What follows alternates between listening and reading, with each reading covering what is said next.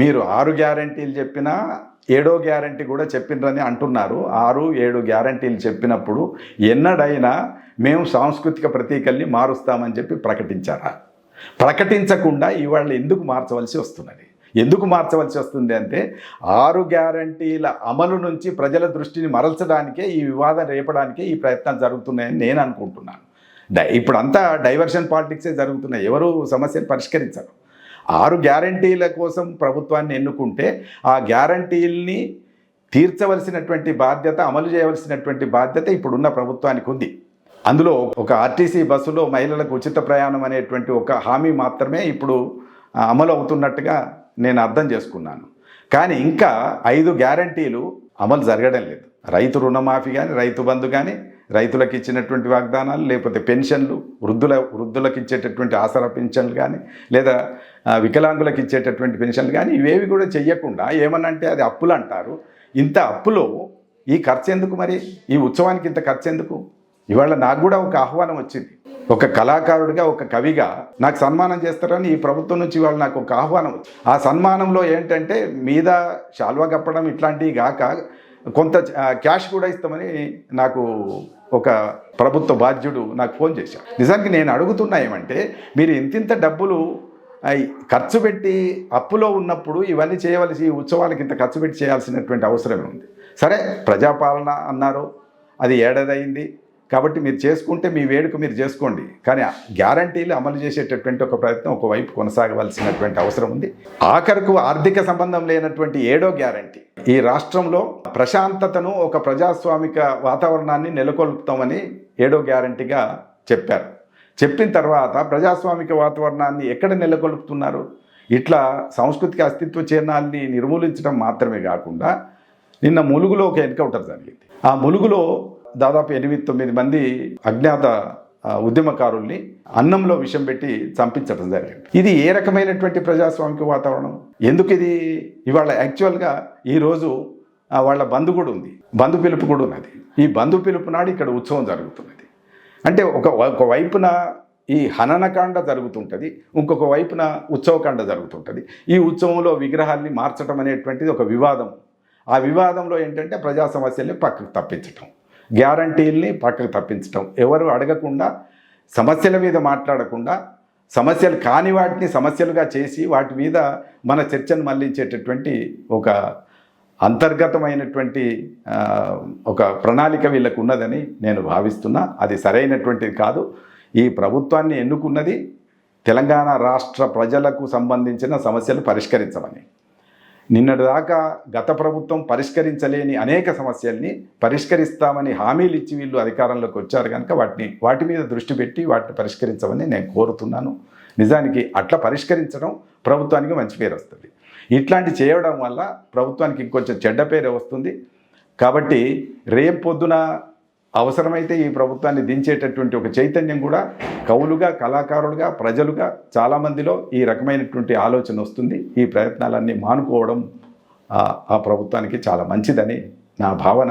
ఇప్పటికైనా తెలంగాణ సోయితో, తెలంగాణ అస్తిత్వ చైతన్యంతో, తెలంగాణ భావనతో, గత చరిత్ర మీద ఒక మంచి గౌరవభావంతో ఉండవలసినటువంటి అవసరం ఈ ప్రభుత్వానికి, లేదా ఆ ప్రభుత్వంకు దగ్గరగా ఉన్నటువంటి సాహిత్యకారులు, కళాకారులు, శిల్పులకు ఉందని.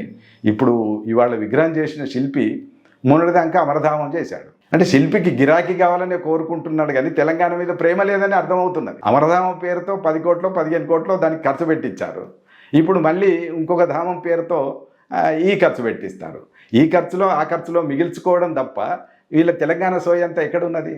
కాబట్టి ఆ శిల్పులను కూడా ఈ ప్రభుత్వం సరిగ్గా అర్థం చేసుకోవాలి, ఆ కవుల్ని కూడా ఈ ప్రభుత్వం సరిగ్గా అర్థం చేసుకోవాలి. ఈ దశలో తెలంగాణ చైతన్యాన్ని, అస్తిత్వాన్ని నిరంతరంగా కాపాడుకునేటటువంటి ప్రయత్నం ప్రభుత్వం చేస్తే మంచిది. కవులుగా, కళాకారులుగా ఇది నిరంతరమైనటువంటి ప్రక్రియ. తెలంగాణ అస్తిత్వ నిర్మాణం అనేది ఒక నిరంతర ప్రక్రియ.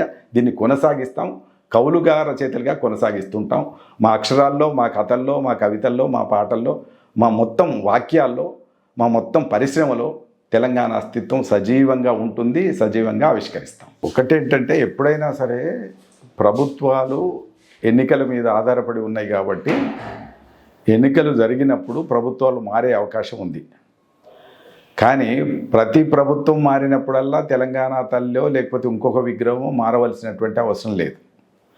ఎట్లా ఒక గాంధీ విగ్రహం మారదో, ఎట్లా ఒక అంబేద్కర్ విగ్రహం మారదో, ఒక తల్లి విగ్రహం కూడా మార్చాల్సినటువంటి అవసరం లేదు.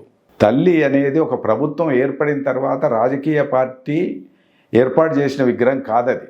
అది తెలంగాణ ఉద్యమం తన ఉద్యమావసరాల కోసం రూపొందించుకున్నటువంటి తల్లి, తెలంగాణ తల్లి.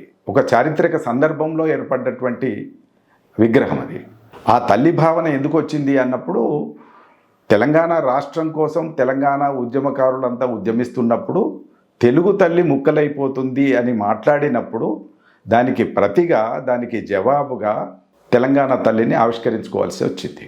కాబట్టి ఎప్పుడు ఏ రాష్ట్రం ఏర్పడాల్సి వచ్చినటువంటి అవసరం వచ్చినా కూడా తల్లి భావన వల్ల ఒక చైతన్యం పెంచడానికి అవకాశం ఉంటుంది. బిడ్డలం, పిల్లలం అనేటువంటి భావన నుంచి తల్లి భావన వస్తుంది. ఆ మాతృత్వ భావన నుంచి ఆంధ్రమాత, ఆంధ్ర రాష్ట్ర ఏర్పాటు కోసం ఆంధ్రమాత వచ్చింది. భారతదేశ స్వాతంత్ర్యం కోసం భారతమాత వచ్చింది. అట్లనే సమైక్య రాష్ట్రం కోసం తెలుగు తల్లి వచ్చింది. అట్లా సమైక్య రాష్ట్రంలో న్యాయం జరగటం లేదు అనేటువంటి భావన ఏర్పడ్డ తర్వాత తెలంగాణ రాష్ట్రం కోసం ఒక ఉద్యమం జరుగుతూ ఉన్నప్పుడు సాంస్కృతిక ప్రతీకగా తెలంగాణ తల్లి ఆవిష్కరణ జరిగింది.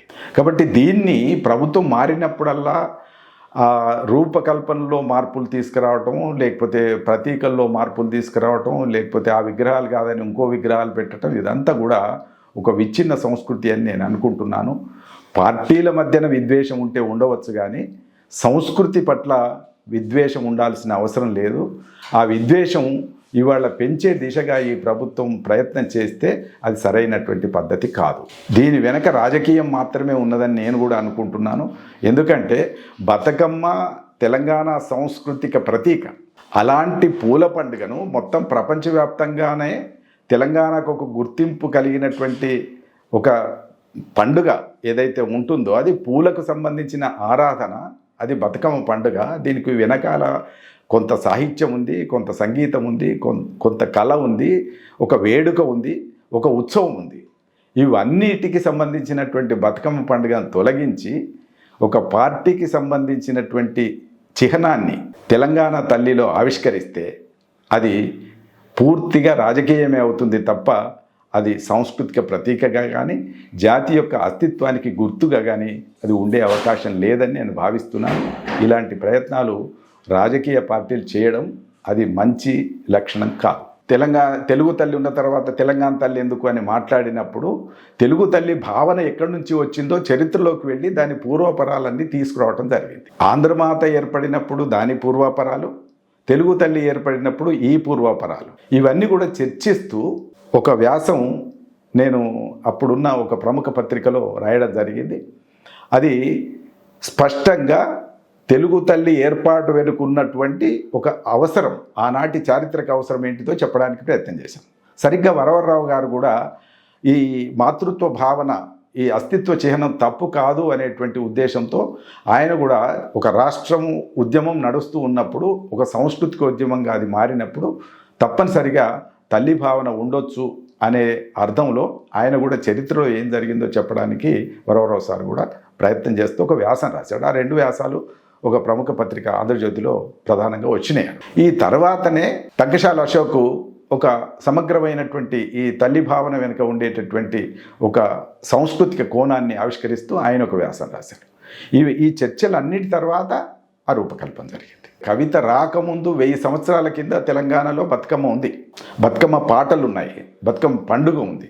ఎక్కడి నుంచి వచ్చింది ఇది అంటే చెరువుల నిర్మాణం నుంచి వచ్చింది. ఇది చెరువుల నిర్మాణానికి తెలంగాణలో జరిగిన వ్యవసాయానికి ఒక అనుబంధం ఉంది. కాబట్టి ఆ వ్యవసాయ సంస్కృతికి వికాసంగా తీసుకొచ్చినటువంటి పండుగ అది. ఒకానొక ఆ తంగెడు పువ్వు అనేటువంటిది గ్రామీణంగా ఉండేటటువంటి ఒక అందరూ పెద్దగా పట్టించుకున్నటువంటి పూలు. ఆ పూలను తీసుకొచ్చి పేర్చి దానికి ఒక ఆట, దానికి ఒక పాట, దానికి సంబంధించినటువంటి ఒక వేడుక, ఇవన్నీ కల్పించటం వెనకాల ఒక సుదీర్ఘ ప్రయాణం ఉన్నది. దాదాపు 1000 సంవత్సరాల చరిత్ర ఉంది. ఇది కాకతీయుల కాలంలో ఏర్పడి ఉండవచ్చు అని చెప్పి ఒక భావన ఉంది. అప్పుడు ఎక్కువ చెరువుల నిర్మాణం జరిగింది కనుక ఆ చెరువులకు ఈ బతుకమ్మకు సంబంధం ఉంది. 10 రోజులు ఆడిన తర్వాత బతుకమ్మను తీసుకువెళ్ళి చెరువులో కలుపుతారు. ఎందుకంటే అప్పుడు కొత్త నీరు వస్తుంది. ఆ కొత్త నీరును కూడా శుభ్రపరిచేటటువంటి శక్తి ఈ పూలకు ఆకులకు ఉంటుంది అనేటువంటి ఒక శాస్త్రీయమైనటువంటి ఒక సైంటిఫిక్ భావన కూడా దాంట్లో కొంత ఉంది. ప్రధానంగా ఏంటంటే తల్లిగారింటి నుంచి పెళ్ళైనటువంటి ఆడవాళ్ళందరూ తమ తమ పుట్టిళ్లకు రావడానికి ఇది ఒక సందర్భం. ఈ సందర్భం నాడు పెళ్ళిళ్ళైపోయినటువంటి వాళ్ళందరూ తిరిగి తమ ఊరికి వచ్చి వాళ్ళందరూ తమ కష్టసుఖాలు పంచుకునేటటువంటి ఒక పండుగగా అది ప్రధానంగా బతుకమ్మ పండుగ ఉంది. అందుకని ఒక పూల పండుగగా, ఒక స్త్రీల పండుగగా ఇది గుర్తింపు పొందింది. కాబట్టి ఇలాంటి ఒక పండుగ ఇది కవితకో ఇది లేకపోతే ఒక పార్టీకో అప్పజెప్పడం అనేటువంటిది మేమైతే ఒప్పుకోము. ఎందుకంటే 89లో పాకాల యశోదారెడ్డి గారు బతుకమ్మ పండుగ మీద ఎందుకు చేస్తారు, ఎట్లా చేస్తారని దాని సంస్కృతి వెనకాల ఉండేటటువంటి చరిత్రనంతా కూడా ఆవిష్కరిస్తూ అప్పుడు ఒక పెద్ద వ్యాసం రాశారు. అట్లనే కాళోజీ గారు ఆయన బతుకమ్మ బతుకు అని బతుకునిస్తూ బతుకు అని బతుకును ఆరాధించేటటువంటి ఒక పండుగ, ఆయన పూల పండుగ అనలే, బతుకును కీర్తించేటటువంటి ఒక పండుగగా భావించి బతుకమ్మను ఏర్పాటు చేసినట్టు ఆయన చెప్తూ ఆయన ఒక కవిత రాశాడు. ఎప్పుడు 65, 70 కాలంలో. ఇవేవి తెలియకుండా ఉన్నటువంటి వాళ్ళు కొందరు ఏమంటున్నారంటే ఇవాళ చాలా చిత్రమైనటువంటి పరిస్థితి ఏంటంటే కవిత ముఖం ఉంది అని అంటే ఒకవేళ ముఖం ఉంటే ముఖం మార్చండి, అభ్యంతరం లేదు. కానీ కవితతోనే బతుకమ్మ వచ్చినట్టుగా మాట్లాడితే అది చరిత్ర తెలియని వాళ్ళు మాట్లాడుతున్నట్టు లెక్క. అట్లనే ఇవాళ శాసనసభలో అనుకుంటాను కూనంనేని సాంబశివరావు అని సిపిఐకి సంబంధించినటువంటి శాసనసభ్యులు, సిపిఐ నాయకుడు, చరిత్ర పట్ల కొంత అవగాహన ఉండవలసినటువంటి పార్టీకి సంబంధించినటువంటి ఆయన, భావజాలానికి సంబంధించినటువంటి పెద్దలు, ఆయన మాట్లాడుతూ ఏమంటారంటే అప్పుడు కేసీఆర్ రాష్ట్ర ముఖ్యమంత్రిగా ఉన్నప్పుడు ప్రతిపక్షంలో ఉన్నటువంటి ఏ పార్టీని విలువలేదు, మమ్మల్ని కూడా విలువలేదు అని అన్నాడు. అది ప్రభుత్వ అధినేతగా ఉన్నప్పుడో ముఖ్యమంత్రిగా ఉన్నప్పుడో రూపొందించినటువంటి విగ్రహం కాదది. ఈ విగ్రహ కల్పన 2006, 2007లో సుదీర్ఘమైనటువంటి చర్చ జరిగి 6లో 7లో చర్చ జరిగిన తర్వాత రూపొందించినటువంటి విగ్రహం ఇది. కాబట్టి కవితకో ఇంకోరికో దాన్ని అంటగట్టడం అనేటువంటిది మేము ఎంతమాత్రం ఒప్పుకోము. నిజానికి గోపి అని ఇంకొక కవి తంగెడు పూలు అనే ఒక కవితా సంపుటి 76లోనే ఆయన ప్రచురించాడు. తంగెడు పూలు అంటే నేను ఒప్పుకోను, అవి బంగారు పూలు అని రాశాడు ఆయన. అంటే ఒక బతుకమ్మ పండుగకు సంబంధించినటువంటి ఒక ఆరాధన, ఒక వర్ణన సాహిత్యంలో చిరకాలం నుంచి ఉంది. కాబట్టి ఆ చిరకాలం నుంచి ఉన్నది. తర్వాత జానపద సాహిత్యంలో బతుకమ్మ పాటలు వేల కొద్దీ ఉన్నాయి. ఇవన్నీ ఒక కవితతోనే వచ్చినట్టుగా భావిస్తే అది పెద్ద తప్పిదం. అది ఎవరు భావించిన తప్పిదమే. ఇప్పుడున్న ముఖ్యమంత్రి భావించినా, ముఖ్యమంత్రి చుట్టూ ఉండేటటువంటి మిత్రులు భావించినా, లేదా సాహిత్యకారులు, కళా బృందాలు ఏవి భావించినా కూడా వాళ్ళ అవసరాల కోసం మాట్లాడుతున్నటువంటి అంశాలుగా భావించాల్సి ఉంటుంది. ఇది మొత్తం తెలంగాణకు సంబంధించిన పండుగ. దీంట్లో స్త్రీలకు మాత్రమే కాదు, పురుషులకు కూడా చాలా పాత్ర ఉంటుంది. బతుకమ్మ పేర్చడంలో, తీసుకుపోవడంలో, తర్వాత చెరువులో కలపడంలో, వీటన్నిట్లలో కూడా పురుషుల పాత్ర కూడా ఉంటుంది. కాబట్టి పురుషులు, స్త్రీలు అందరూ కలిసి చేసే గొప్ప ఉత్సవం అది. దాన్ని ఒక వ్యక్తికో ఒక పార్టీకో అంటగట్టడం అనేటువంటిది అది కుట్ర, అది దుర్మార్గపూరితమైనటువంటి పని. అంటే మొక్కజొన్న కంకి తెలంగాణ సంస్కృతిని రిఫ్లెక్ట్ చేస్తుంది. సజ్జ పెట్టారు, పజ్జొన్న పెట్టారు. ఈ 3 కూడా తెలంగాణ పంటలకు ప్రతీకలే. కానీ తెలంగాణ పంటలకు ఎట్లా ప్రతీకలో తెలంగాణ సాంస్కృతిక ఉత్సవానికి ప్రతీక బతుకమ్మ. బతుకమ్మ తొలగించి చేతిలో ఏం పెట్టారు అంటే కేవలం రాజకీయ అభయ హస్తం పెట్టారు. ఈ అభయహస్తం ఎవరిది? అది పార్టీదా? ఆ పార్టీ చిహ్నమా? లేకపోతే గ్రామీణ మహిళ అని చెప్తున్నారు. గ్రామీణ మహిళ నాకు తెలిసినంత వరకు తెలంగాణ గ్రామీణ మహిళ కానీ, లేదా ఆంధ్ర ప్రాంతం గ్రామీణ మహిళ కానీ, లేదా ఇంకా ఏ ప్రాంతం గ్రామీణ మహిళ కానీ చేతిలో పనిముట్టు ఉంటుంది. అయితే చీపురుగట్టు ఉంటుంది ఇంటి పని చేస్తే. చేను పని చేస్తే ఆమెకి చేతిలో పార ఉంటుంది, లేకపోతే కొడవలి ఉంటుంది. కలుపు తీస్తే కొడవలి ఉంటుంది. పంట కోస్తే, చేను కోస్తే కొడవలి ఉంటుంది. ఇవేవి లేకపోతే పశువులు కాస్తే ఆమె చేతిలో కర్ర ఉంటుంది. కాబట్టి ఏ పనిముట్టు లేకుండా గ్రామీణ మహిళలు నీకు ఎక్కడ కనబడరు. అలాంటి స్థితి ఉంటే అంత తీరిగ్గా, అంత హాయిగా భరోసా ఇస్తూ ఒక చెయ్యి ఇట్లా పెట్టడం అనేటువంటిది నాకు తెలిసి గ్రామంలో ఏ మహిళను కూడా నేను చూడలేదు. నేను ఒక గ్రామం నుంచి వచ్చాను, నాది బందారం. ఆ బందారం అనేటువంటి చిన్న ఊరు నుంచి వచ్చాను. నిజానికి నేను కొన్ని 100 గ్రామాలు తిరిగాను, కొన్ని 1000 గ్రామాలు తిరిగాను. కొన్ని లక్షల మంది స్త్రీలతో మాట్లాడాను, కానీ ఎక్కడ ఏ మహిళ కూడా ఇంత తీరిగ్గా ఏదో దీవిస్తున్నది అని మాట్లాడుతున్నారు. దీవించేటటువంటి తీరిక కూడా గ్రామీణ మహిళకు ఉండదు. ఆ గ్రామీణ మహిళల్లో కూడా మళ్ళీ ఆమె శూద్ర మహిళ లేదా సంపన్న కుటుంబాల మహిళ లేకపోతే ఏ మహిళ అనేటువంటిది కూడా తేల్చడం కష్టం. గ్రామీణ మహిళ ఇవాళ శ్రామిక మహిళ అని చెప్తే శ్రామిక మహిళ నిండు చీరగా ఉండదు. పని చేసుకునేటప్పుడు గోచి పెట్టుకుంటారు. ఆ గోచితో ఇవాళ పెట్టుకుంటామా మనం? తల్లి భావన అనేటువంటిది ఒక ఆరాధనీయమైనటువంటి భావన. అందరికీ ఇష్టంగా ఉండాలి, అందరికీ అభిమానంగా ఉండాలి. దేవతను ఎందుకు పెట్టుకుంటారు? దేవుడు ఉన్నాడో లేడో తెలియదు, దేవత ఉందో లేదో తెలియదు. వాళ్ళకు ఒక వేడుక, ఒక నమ్మిక, ఒక విశ్వాసం ఉంటుంది. కాబట్టి ఆ భావనను అట్లా నిలుపుకుంటూ వచ్చారు. బహుశా నేను అనుకోవటం ఏంటంటే తెలంగాణ తల్లి అనేటువంటి భావన వెనుక కూడా ఒక ఉద్యమ చైతన్యం ఉంది కనుక, ఒక పోరాట చైతన్యం ఉంది కనుక, ఆ రూపంలో ఆ నేపథ్యంలోంచి ఏర్పడ్డది కనుక మనం చూడవలసినటువంటి పద్ధతి అయితే అది. కానీ గ్రామీణ మహిళ అనే పేరుతోనో లేదా బతుకమ్మ ఒక కొన్ని వర్గాలను ఆడనివ్వలేదని ఇట్లాంటి ఆరోపణలు ఏవో చేస్తున్నారు. ఇవాళ ఆ వర్గాలని కూడా ఆడనిచ్చేటటువంటి ఎవరు ఆపడానికి లేదు. ఇవాళ వర్ణ వ్యవస్థ లేదు. వర్ణ వ్యవస్థ ఉన్ననాడు ఆడనివ్వకపోవచ్చు, కానీ ఇవాళ వాళ్ళు కూడా ఆడుకోవచ్చు, ఆడుతున్నారు. నిజానికి వాళ్ళు కూడా పాటలు పాడుతున్నారు, ఆడుతున్నారు. నాకు తెలిసినంత వరకు ఆ రోజుల్లో కూడా పూలు తెచ్చి ఇచ్చేది వాళ్లే, కానీ వాళ్ళు పేర్చేటటువంటి దానికో పిట్ట కథ చెప్పి వాళ్ళని ఆడనివ్వకపోవడం అనేటువంటిది సత్యమే.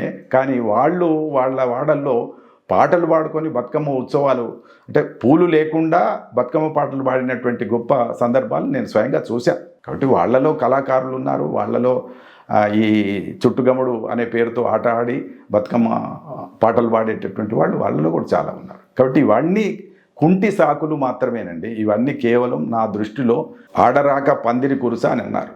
నిజానికి ఈ ప్రభుత్వాన్ని ఎన్నుకున్నది ఆ ప్రభుత్వం బాగలేదని ఎన్నుకున్నారు. ప్రజల అవసరాలు తీర్చలేదని ఎన్నుకున్నారు. తెలంగాణ అవసరాలు పూర్తిగా సంపూర్ణంగా అర్థం చేసుకొని వర్తించలేదని తీసుకొచ్చుకుంటే వీళ్ళు ఆకాస్త తెలంగాణ సోయిని కూడా పక్కకు తప్పించేటటువంటి ప్రయత్నం చేస్తున్నారు. ఈ ప్రభుత్వానికి తెలంగాణ సోయి లేదు, తెలంగాణ ఉద్యమం పట్ల గౌరవం లేదు, తెలంగాణ అమరుల పట్ల ఏ రకమైనటువంటి ఒక అమర భావన కూడా వాళ్ళ పట్ల ఒక గౌరవ భావన కూడా లేదు. కాబట్టి అట్లా లేనటువంటి వాళ్ళు ఏం చేస్తారంటే క్రమక్రమంగా సాంస్కృతిక అస్తిత్వాన్ని క్రమక్రమంగా తొలగించుకుంటూ వస్తారు. అట్లా తొలగించినటువంటి దాంట్లో భాగమే బతుకమ్మ, అట్లా తొలగించినటువంటి దాంట్లో భాగమే కిరీటం, అట్లా తొలగించినటువంటి దాంట్లోనే ఇంకా చాలా మార్పులు పోచంపల్లి చీర కట్టినటువంటి పీతాంబరం ఎక్కడిది? పట్టు చీర అన్నారు. పట్టు చీర ఎక్కడిది? పట్టు చీర పోచంపల్లి ప్రసిద్ధి, తెలంగాణకు గర్వకారణమైనటువంటి నేత పని. అలాంటి నేతను తెచ్చి పెడితే ఆ నేత కాదు అని చెప్పి ఒక ముతక చీరను తీసుకొచ్చి ఇప్పుడు కట్టవచ్చు, పర్వాలేదు. ముతక చీర వద్దని నేను అంటలేను, ముతక చీర కూడా కట్టుకోవచ్చు. కానీ ఎక్కువ ప్రజల్ని, అన్ని వర్గాల ప్రజల్ని ఇష్టపడేటటువంటి లేదా అభిమానించేటటువంటి ఒక రూపం కావాలంటే తల్లి కూడా ఒక గౌరవంగా, తల్లి కూడా ఒక ఆరాధనీయంగా, ఒక దైవిక రూపంగా ఉండాల్సినటువంటి అవసరం ఉందని నేను భావిస్తున్నాను. తెలంగాణ అస్తిత్వాన్ని నిర్మించిందే సాహిత్యకారులు, తెలంగాణ అస్తిత్వాన్ని నిర్మించిందే సాంస్కృతిక ఉద్యమం. బహుశా సాంస్కృతిక ఉద్యమం కనుక బలంగా తెలంగాణలో లేకపోయి ఉంటే రాజకీయ పార్టీలు ఇన్ని రోజులు ఉండేయని నేను అనుకోను. ఈవెన్ తెలంగాణ రాష్ట్ర సమితి కూడా ఉండే పరిస్థితి ఉండదు. తెలంగాణ రాష్ట్ర సమితి భారత రాష్ట్ర సమితిగా మారటం అనేటువంటిది మన కళ్ళ ముందే చూసినాం. కానీ దాన్ని కూడా ఇవాళ ప్రశ్నించేటటువంటి చైతన్యం ఎవరికి ఉందంటే తెలంగాణ కవులకే ఉంది. కాబట్టి తెలంగాణ కవులు ప్రతీకల్ని మారిస్తేనో, సాంస్కృతిక అస్తిత్వాన్ని తొలగిస్తేనో ఊరుకునేటటువంటి పరిస్థితి ఏమి ఉండదు. వాళ్ళ కవిత్వాలు, వాళ్ళ చేతిలో అక్షరాయుధాలు ఉంటాయి. ఈ అక్షరాల్లో సంపూర్ణంగా తెలంగాణ అస్తిత్వాన్ని నిర్మించుకుంటూ వెళ్తారు. కొన్ని వందల సంవత్సరాల నుంచి నిర్మించుకుంటూ వచ్చారు, తిరిగి కొన్ని వేల సంవత్సరాల దాకా నిర్మించుకుంటూ వెళ్తారు. కాబట్టి కవులు, కళాకారులు మౌనంగా ఉండే ప్రశ్న లేదు. అప్పుడే నాకు తెలిసి ఈ 2-3 రోజుల నుంచి చాలా కవితలు వస్తున్నాయి. రూపం మారితే అమ్మ కాదు అని వనపట్ల సుబ్బయ్య కవిత రాశాడు. అట్లా చాలా కవితలు ఇప్పుడు వస్తున్నాయి. నేను ఇవాళ కూడా వాట్సాప్లో చాలా కవితలు చూశాను. ఇప్పుడు సోషల్ మీడియా వచ్చిన తర్వాత ఇప్పటికిప్పుడే రాసి దాంట్లో పోస్ట్ చేసుకునే అవకాశం. కాబట్టి ఈ భావనను, ఈ అస్తిత్వ నిర్మూలన భావనను, అస్తిత్వాన్ని క్రమక్రమంగా విచ్ఛిన్నం చేసేటటువంటి భావనను తెలంగాణ కవులు, రచయితలు, కళాకారులు, గాయకులు వీళ్ళెవరు కూడా ఒప్పుకోరు. నాకు తెలిసినంత వరకు నిజమైన తెలంగాణ ప్రేమికులు ఎవరైనా సరే ఆ అస్తిత్వాన్ని చిరకాలంగా కాపాడుకునే ప్రయత్నం చేస్తారు. రాజకీయ పార్టీల్ని నమ్ముకుంటే రాజకీయ పార్టీలు ప్రభుత్వంలో ఉన్నప్పుడు ఒక తీరు ఉంటారు, పదవి పోతే ఒక తీరు ఉంటారు. రేపు మీరు అన్నట్టు రేపు పొద్దున కనుక ఈ 2 పార్టీలు కాకుండా 3వ పార్టీ వస్తుంది. 3వ పార్టీకి కూడా కొన్ని ప్రతీకలు ఉన్నాయి. ఆ ప్రతీక చెయ్యి ఎట్లాగో ఖాళీ ఉంది కదా అని చెప్పి ఇది ఒక రాజకీయ చిహ్నమని ఆ చేతిలో తమ రాజకీయ చిహ్నం ఒక పుష్పం, ఆ పుష్పాన్ని తెచ్చిపెట్టడానికి అవకాశం ఉంది. కాబట్టి ఇట్లా మార్చుకుంటూ పోవటం అనేటువంటిది అది తెలంగాణకు మంచిది కాదు. నిజానికి అది సంస్కారం కూడా కాదు. నా దృష్టిలో రాజకీయంగా మీరు ఎన్ని సమీకరణాలతో ఉంటారో ఉండండి, కానీ సాంస్కృతిక రంగంతో మాత్రం జాగ్రత్తగా ఉండాల్సిన అవసరం ఉంది. దాని పట్ల ఒక స్పృహతో మసులుకోవాల్సినటువంటి అవసరం ఉందని చెప్పి నేను భావిస్తున్నాను.